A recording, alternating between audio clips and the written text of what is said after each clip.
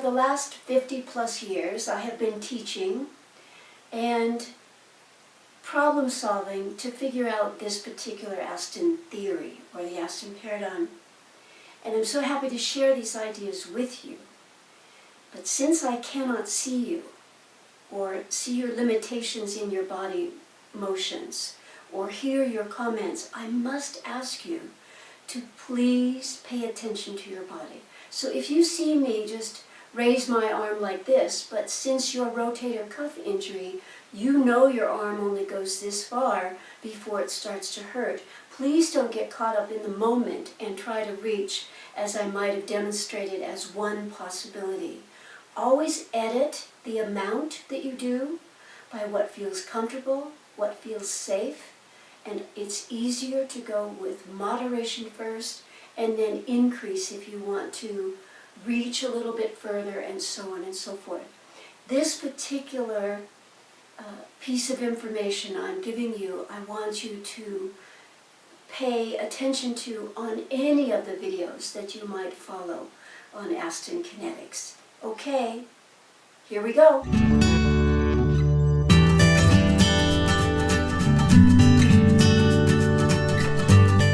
Contrary to all the negative publicity that sitting has received over these last few months, you know, sitting kills us, sitting is the new smoking, etc., etc., I find that if people know how to sit, how to use their body in a chair, and how to modify the chair to fit their unique body, sitting is a good thing. Standing is a good thing. Walking is a good thing. Running is a good thing. And we have ideas to pass along to you on all of those subjects. Today is about sitting. So let's start off with me sitting in this chair so that I have the approximate 90 degree alignment. And I'm just going to relax into the back of this chair. So sit in the chair the way you usually sit in the chair. If that's sitting in the middle of the chair and leaning back, do that. Okay, for this very first part of this pre-test, I want you to feel. So in whatever that position is that's familiar to you, please turn your head to the right. Check where that is without swiveling your chair. Just turn your head and see what the range is of your neck and head. Turn your head to the left. Check that out. Kind of notice your breathing. Take a few breaths and notice where you feel the movement to your breath. How much volume of breath you're getting.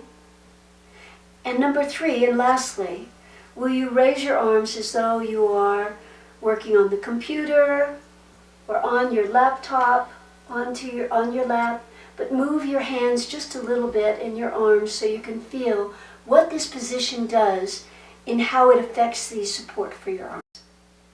Second pretest, move all the way to the back of the chair. Turn your head to the right, turn your head to the left. Is it the same amount, less or more? Okay? Pause, check your breathing. Mine is quite labored in this position. And lift your arms and move the fingers about. And lastly, number 3, I want you to sit forward on the chair so you're really only sitting on your pelvis, not the back of your legs. Going to sit to the front of the seat. Okay? Notice what happens immediately when you sit on the front of the chair, where you're sitting only on your pelvis.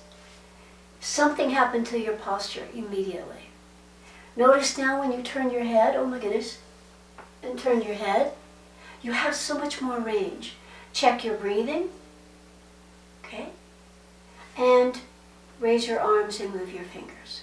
The first one you did, where you sat in the chair the way you usually sit and you turned, can you feel the range of motion is different? Can you feel the support for your arms is different? Go back to just sitting on your pelvis, okay? Now, one of the things I would recommend that you play with is being able to have a little more support from the chair for the whole body. Mainly, I'm weighted on my pelvis. The weight is out of my feet. I'm sitting still at the 90 degree. I'm going to suggest that you raise the chair so that your pelvis is slightly higher than your knee. Now, you might be able to see with me immediately what that did.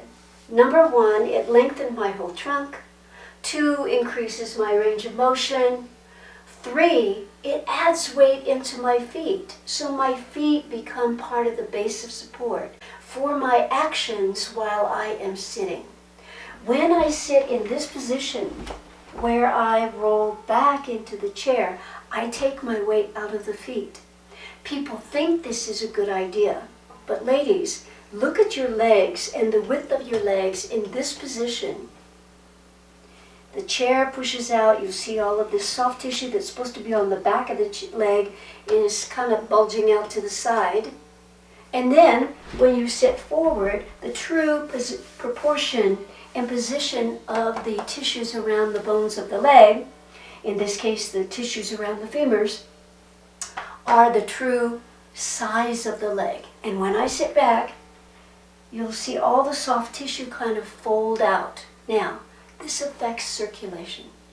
So people think that when you take weight out of the feet, you are getting better circulation. This is not better circulation. So look down and see. Try this out. Not that you have to sit this way every day, all day, but you will be surprised how much energy the ideas and the tips I'm giving you now will give you. And by the end of the day, when you've been sitting and kind of dancing while sitting, you're going to be very pleased. One of the other consequences from sitting in a flexed position. So when I sit back here and the legs are being pushed in that position I just demonstrated, the tendency is that the chest will fall. What happens when the chest falls is it often pushes the abdomen and stomach and all the tissue there, whether you have a little amount or a large amount, it shoves it all forward. This affects the breathing. Definitely the diaphragm is compressed and pushed up against. The abdomen and your digestion between the stomach and all of the digestive parts of the organs are being compromised, okay?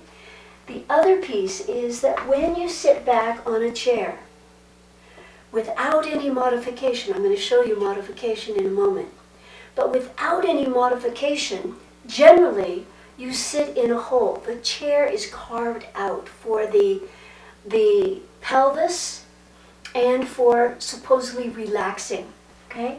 When I sit back in that position, and that again suggests that my pelvis roll under, my chest collapses and I go back. And the body goes into this quote-unquote slump position. What happens is people then have to lift their head and neck to see the screen or to talk to someone when they are sitting. So you have several things going on. This stresses the neck, the shoulders, and starts to go into the upper back. This position compresses the low back. So people think, oh my goodness, I'm leaning on the chair, I'm resting, and therefore this is good for my back. I'm not efforting by having to sit up.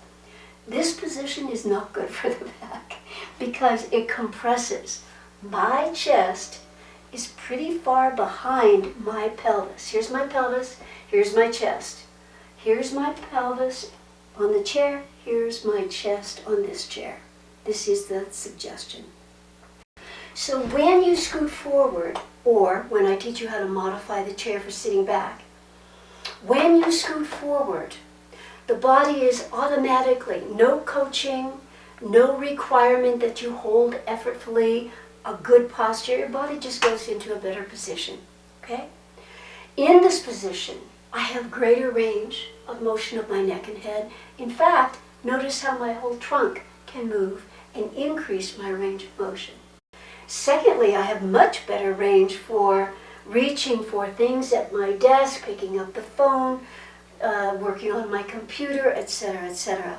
I have better breathing capacity, better digestion, and my back is not compressed in this position, and I'm not rounding my shoulders to work on the computer, nor am I lifting my chin up to see the screen. When you're in this position, you are much closer to a neutral position.